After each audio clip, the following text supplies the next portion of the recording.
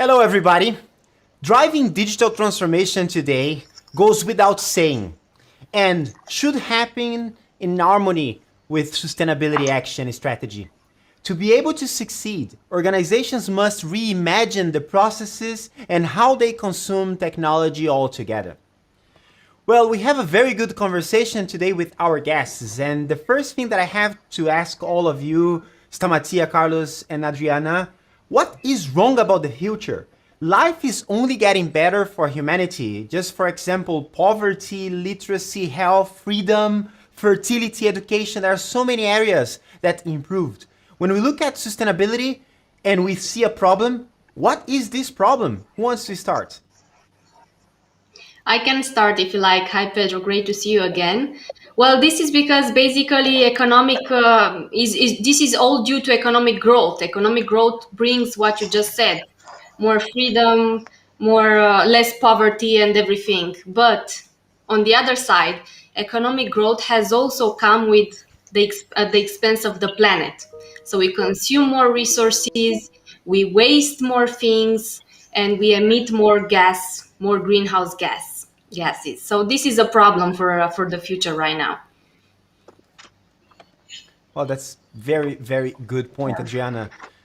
There is a really broken element of capitalism, or maybe the way organizations are led here. Anybody else wants to add to that? Yes, I would like to add that everybody now is talking for the environment and we need to take actions. Governments are putting some restrictions. So we have some regulations from the European Union. Investors want to do business with only companies that follows the ESG ESG environmental that are sustainable. I'm sorry, and also consumers want to they want more green products. So we are going. The world is changing. Things are changing, and everybody should follow those changes so as to be the leaders of the future. Good points too. What about you, Carlos? What's your view of the future? What is wrong, my friend? What I think about the future is different to what I feel about the future. And I think most of the people, when they are asked, what do you think about the future? What they are responding is what they feel about the future. And if you ask different people in different countries, they answer very different things. I have a table in front of me that tells me, for example, that people in Turkey see a very dark future compared, for example, with people in Russia, which are leading the way in how rosy they see the future, or they feel the future. So I think it is all about perception. I think you said it right at the beginning, Pedro. Slavery, HIV infection, deaths, child labor, number of nuclear arms. There's so many indicators that tells us that the world is getting better. And we have also to recognize a couple of things. One is that normally good news do not make news. Another thing is that incremental news do not get news. So only abrupt or radical changes make news. So we are not exposed to a lot of incremental good news and a lot of good news that happen around us. We're just most of the time exposed to bad news, to conflicts, to drama, because we love drama. We love bad and good. So that's a long answer to say the world is getting better. However, if we take a look at a couple of dimensions, we still have this climate challenge. And those two dimensions that I want to just mention here, one is, of course, Adriana has mentioned, that is GHG emissions, CO2 in the atmosphere. It's getting up, and even with the restrictions with COVID, it's not enough to stop increasing the CO2 levels in the atmosphere, as we know. And the other one is how we use renewable energies. So the percentage of renewable energies that we use today compared to 10 years is exactly the same, because it's not growing fast enough as compared to how much more energy we use. So my feeling, Pedro, is mixed. I feel the world is getting better. I feel that we have exactly the same challenges, and we need to do at the same time those digital journeys and those sustainability journeys. Well, we organize every week this sustainable tech podcast. We call that Green Live, in order to bring for you leaders in the business community ideas, strategies, and ways for you to execute in both digital transformation and also on your sustainability strategy. And we acknowledge that business leaders are always busy. Over the past years, most of them embarked in a digital transformation journey, allocating huge budgets for it. Do they have enough time and resources to embark on a new transformation journey to make their business more sustainable? Adriana, can you address that for us? Yes, thank you, Pedro. And I also shared a few slides just to make it a bit more, a bit more easy to follow. The next one, please. So basically, it turns out, according to Forbes, that 70% of the companies are having a strategy in place for digital transformation or will have one soon. The next slide, please. Thank you, Pedro. Okay. However, yeah, you might say, well, 70% it's a lot. This means that these guys are really busy. They have put a lot of time in it. They have put a lot of resources, a lot of money. However, it turns out that also 50% of the digital transformation efforts completely vanished in 2018 due to different reasons, due to lack of willingness to change from the people, due to lack of upskilling of the people, due to lack of commitment. And there are so many things that might go wrong. These are complex processes and a lot of things might go wrong. You might ask yourself also how much a digital transformation can last. Well, it turns out that in general, they say it lasts 5 years. Is that a lot? Is that little? Who knows? We see these numbers from lots of companies stating these processes of changing their business, of implementing new IT systems to replace outdated systems. Companies are usually international. They need to roll out these to different operations all over the world. It takes time to do that. And it's also a matter of changing mentality, changing culture, changing new way of doing business. It's not only about just implementing a new IT system. It's a whole process over there, and it involves also people. And it turns out that lots of these digital transformation have been stalled in different process, in different stages. Some could not scale. Some could scale, but they had problems to reap the benefits of that. Some even haven't started because of different reasons. So there are complex situations. So can you just asking, do they have enough time? Do they have enough resources to embark on a new journey to be more sustainable? How long would that be? I would say they don't have time. I see customers that are busy with already with their digital transformation for many years now. I see them, they are a bit reluctant to embark on a new journey to be more sustainable, even though sometimes this can overlap. So yeah, the truth is that people don't have time, but the truth is also that they need to make things a priority in order to make time for it. Well, it doesn't come as a surprise. Implementing complex technology solutions isn't easy, right? Now, I have another question for us. What technology vendors like SAP must do to remove the traditional burden of all those IT projects out of the way? Stamatia, do you want to address this one?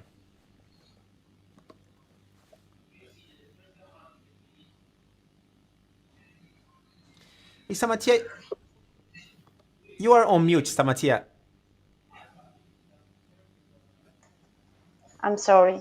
There you go. So I would like first to, that's good. So I would like to first to mention which are those barriers that a company has. Okay. The first one is that companies usually they do not have transparency on how to perform their processes end to end and how to benchmark those processes into the industry standards. Also, which are those standards and which are those things that they should follow. So one common question is from where I should start from, what I should focus at where I should focus at the beginning. This is a big issue that they have. Also, another issue is that they do not have a holistic view on how to use the solutions with the services together so as to help them to drive the correct decisions. They do not have also meaningful and real-time insights and use data that are clean and correct so as to get the correct insights that will also help them to drive decisions. Another thing is, and another thing that the companies do not have is they do not know how to use the automation and the technology so as to save cost. For example, how they will free the work that is not necessary from some people and dedicate time and dedicate the correct people to do the work that has a meaning. Or in another side, how they can value their investment sooner so as to reduce their TCO. Another thing is about the networks. It is very important today to be part of networks, of global networks, third-party networks. So most of the companies, they do not know how to access those networks or how to access the networks of their suppliers so as to have a direct communications with their suppliers, businesses and suppliers together. So these are the main issues that a company facing nowadays. Well, I mean, you covered a lot of ground here, and what I think is the question for all of us is how to simplify then all this digital transformation in order to free up time and resources to focus on the sustainability action that we all need. And Carlos, just a comment here, and I want to hear your thoughts on that. I think the dream of a leader, especially people that are related to the IT department, is actually to have a transformation that is on their own terms, right? That they are under control and that is flexible enough for them to make decisions, right? And honestly, without much of an upfront investment, because sometimes that transformation is not that clear. Like Adriana said, it's a 5-year journey. How do you estimate the investments of a 5-year journey? So is there an alternative? How actually we can address that to make it simpler so that executives focus on the right things here? So just imagine that you could solve that complexity, that you don't have to deal with the infrastructure, with the platform, with the software, that those 3 layers that we commonly talk about, infrastructure as a service, platform as a service, software as a service, are all gathered for you. That you can also have the freedom to choose which is your infrastructure provider. And you have that under one single agreement with unique SLAs. I think that's the first part of a promise. Which is, let's try to simplify the world is complex enough. The digital transformation programs, as Adriana mentioned, 5 years are complex enough. Let's try to avoid all that complexity. Let's shake one hand. Let's look at one SLA and let's bring all those components under one roof to really focus on what you have to do, which is basically 3 things once you have that complexity. Number one is to make sure that you're implementing the right processes, no matter if those processes are standard or you want to really define your own processes in a public cloud or in a private cloud. That's first thing that you have to make sure that you do right processes. Second thing is you're not going to do this in isolation, so you need to connect through APIs, through the right intelligence, through the right integrations with any other systems that you have. Let's make sure that you can do that.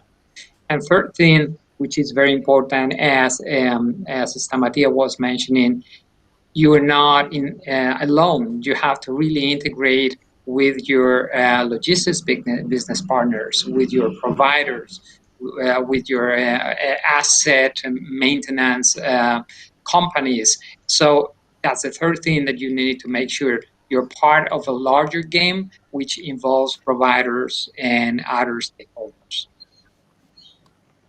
Well, that's quite a lot, but I think it somehow start addressing the problem here, and I like this approach, Carlos. So let me just move on and look at what is missing for those leaders to take action on sustainability. Let's say we simplify technology transformation, the digital transformation, so much called, with approach like that. And I understand maybe one of you can cover quickly on that.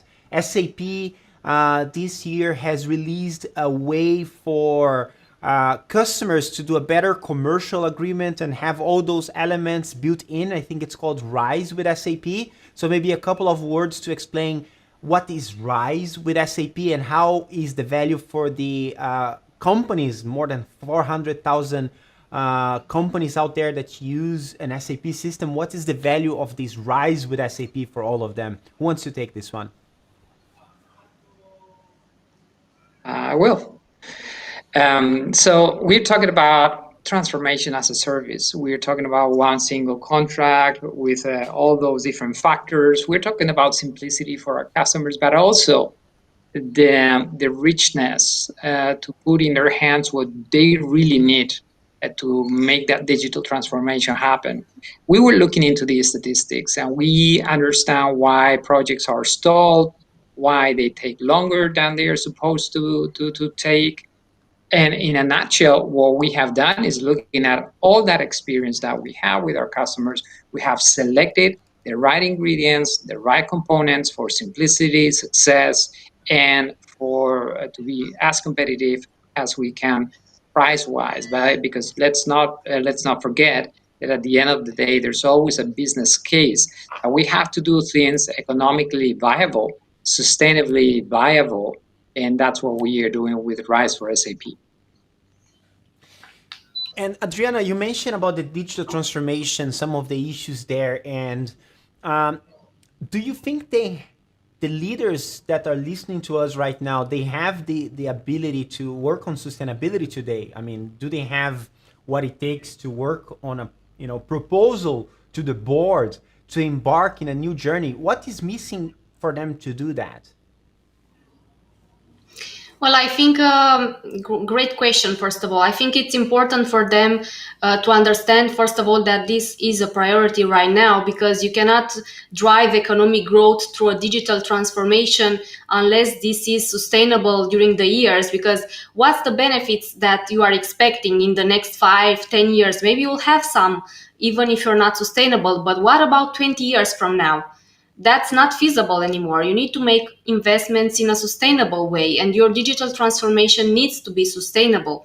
So first of all, companies look at different angles usually, yeah. So there is a need for them to comply with regulations, first of all, and there's a lot of push all over the world with new regulations, with new laws to be greener, to put the investments in the right way. And this is also a way for companies to attract resources, to attract investments. They can access these investments to be greener. They are not alone in that, yeah.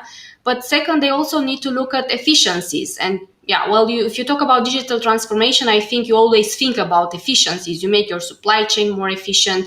You make your communication with your stakeholders, with your suppliers, with your logistics partners, with your asset maintenance providers more efficient. So this also should come at the benefit of reducing your emissions, at reducing the waste that you're producing, recycling it. Think about IoT. We have been talking about IoT for so many years, machine learning. Even if you put a sensor in one of your assets, in one of your products, that's not the end of it. I mean, you're just not taking the data and just to have some insights on the emissions or on the temperature or stuff like that. You have to think of how you use that data in order to be more sustainable. You can maintain that asset or that product whenever it's needed, not periodically, maybe when it's not needed. So you reduce the resources you are using. You can get information at the end of his life, how you can repair it, how you can reuse it, how you can recycle it. So we have to think in the optic of using that digital transformation to be more sustainable. So these go hand in hand. And third, of course, you have to think also about how you can innovate. Of course, how you can change your business model, how you can change the way you address your market, how you can open new channels, how you can address the green consumer, even how you create maybe the green consumer. Maybe not all people are green consumers from the beginning. Maybe they will convert to that one.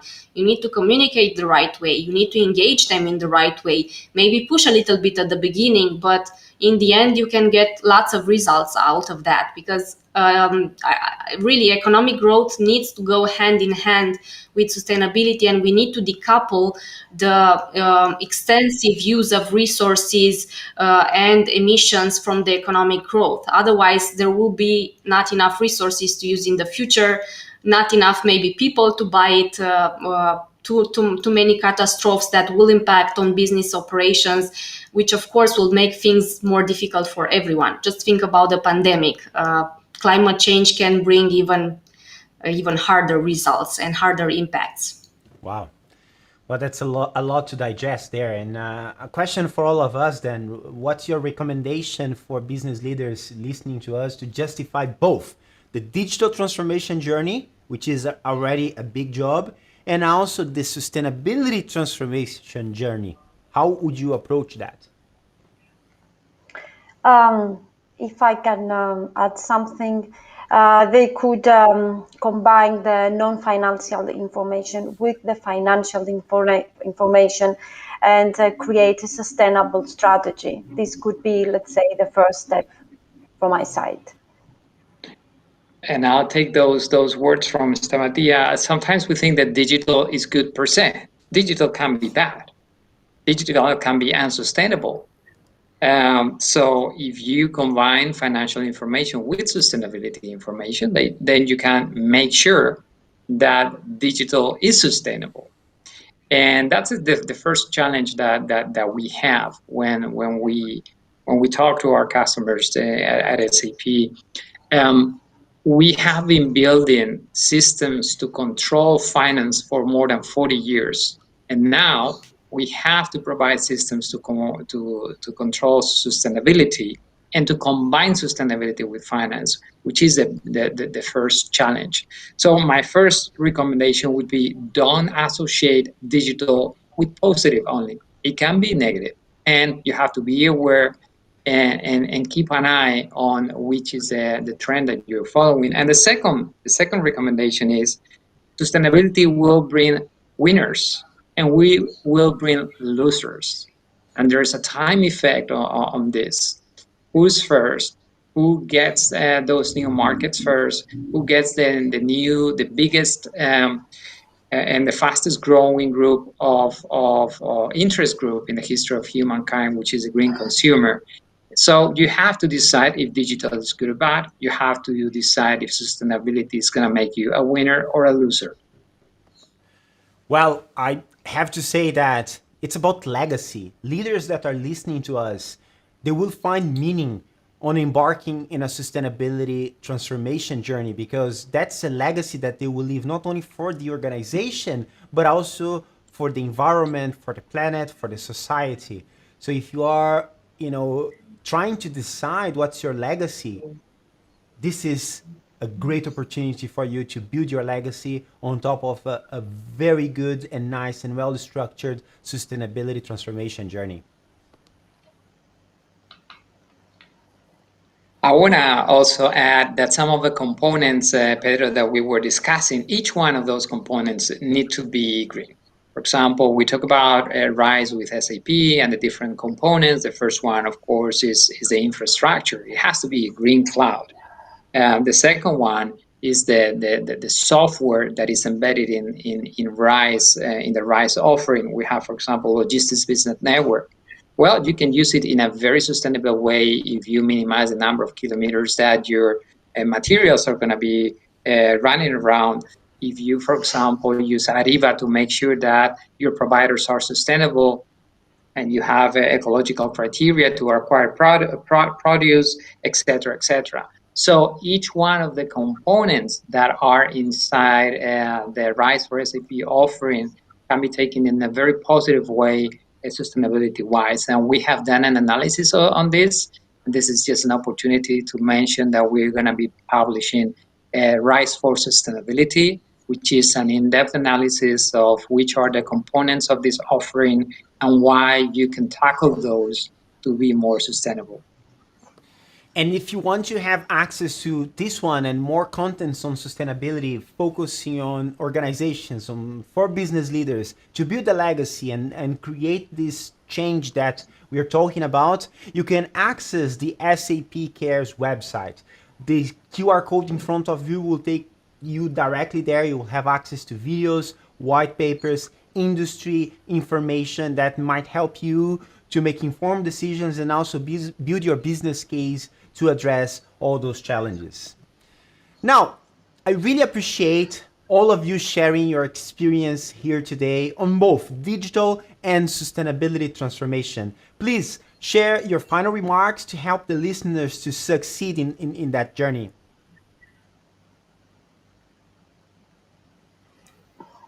Adriana, I think we already said a lot, Pedro, and I imagine it's a lot to digest also for people like, what am I doing? Should I embark on a new journey? But yeah, think of it like a way to be, like Pedro was saying, to leave something behind you, a legacy, not what you're doing in your role right now and what are the consequences in 2, 3, 5 years when you'll still be in that role, but what are the consequences in 20 years from now?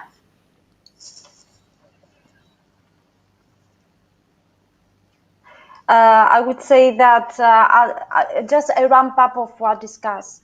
Compliance, efficiency, and innovation in combination with accountability, profitability, and desirability are the main drivers that companies should focus on so as to achieve the sustainable advantage. Thank you very much. So I just would like to mention that this is difficult, but we are here to hold your hand, and what we have is a Horizon 3 strategy in which we think where we're going to be in 2 years, in 3 years. That's the Horizon 3. But then we really understand and immediately translate that to Horizon 1 and 2. What do we have to do today? What do we have to do tomorrow? How we start this journey? We're not going to stop any digital transformation. We're going to upgrade the digital transformation to make sure that we are sustainable and that we bring not only the value of our products, but we link to the values of the new consumer. Wow, that was a lot to cover. Thank you so much, everybody, for joining. Thank you, Please guys. leave your like, put your comments, your questions. We are doing this every week for you to bring information that is fresh and help you make better decisions. Thank you again for your time. Thank you, Carlos, Stamatia, and Adriana, for sharing. And I'm looking forward to next week where we're going to deep dive in even more exciting topics on sustainability. Thank you very much. Bye-bye. Thank you. Bye.